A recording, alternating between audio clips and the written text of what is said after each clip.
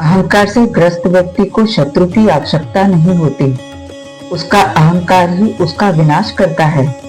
जितना गहरा अहंकार होगा, विनाश भी उतना ही भयंकर होगा।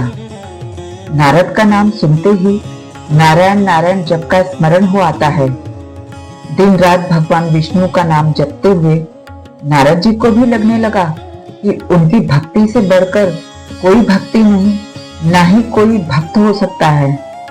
इसी गर्व और अहंकार में डूबे नारद मुनि एक दिन बैकुंठ पहुंचे और भगवान विष्णु से बोले, प्रभु, आपकी कृपा से मैंने काम, क्रोध, मोह, माया सब पर विजय प्राप्त कर ली है। भगवान विष्णु धीमे से मुस्कुराए और बोले, नारद, माया को जीत लेना सरल नहीं। नारद जी को जैसे झटका लगा कि प्रभु ने उनकी बात अस्वीकार कर दी।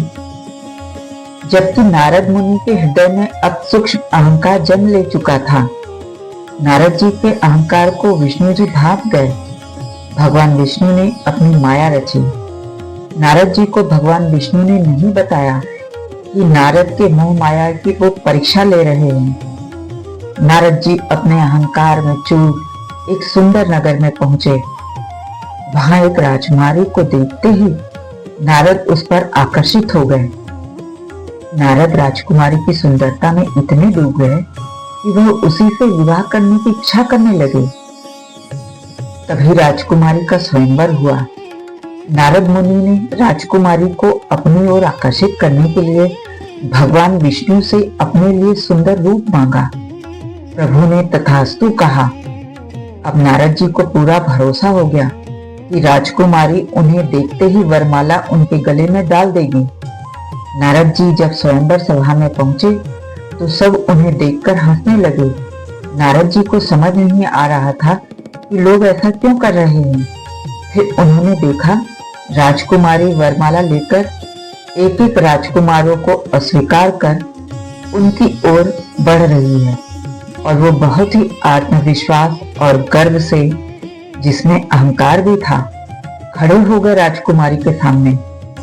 पर राजकुमारी उनके चेहरे को देखते ही जोर जोर से हंसने लगी। तभी सभा में मौजूद सभी लोग हंसने लगे और आपस में कानाफूसी करने लगे।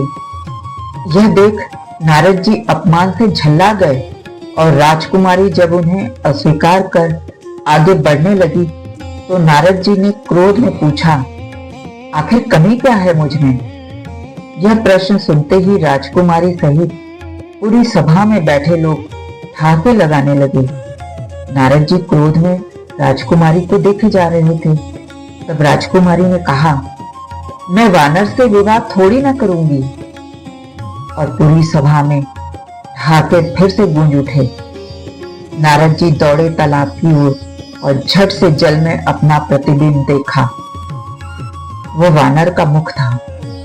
नारद जी यह देख क्रोध से जलने लगे।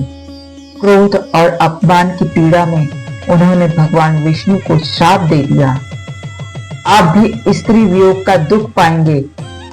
उसी क्षण विष्णु जी की माया हट गई और नारद मुनि को अपनी भूल समझ में आ गई। वे रो पड़े। तभी भगवान विष्णु प्रकट हुए और बोले, नारद, यह तुम्हारी मोह माया की परीक्षा थी। तुमने मुझे जो श्राप दिया वो लोक कल्याण का कारण बनेगा।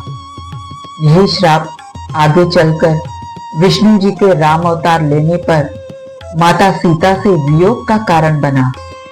नारद मुनि ने विष्णु जी के चरणों में गिरकर क्षमा मांगी। भगवान विष्णु ने उन्हें उठाकर कहा, सच्ची भक्ति वही है जहां मैं का अंत हो। कथा का सार यह है कि भक्ति में भी अहंकार आ जाए तो भगवान स्वयं उसे तोड़ देते हैं, हमारी भलाई के लिए। प्रिय दर्शकों, शुक्रवार को फिर मिलूंगी एक नई कथा के साथ। ओम नमः शिवाय।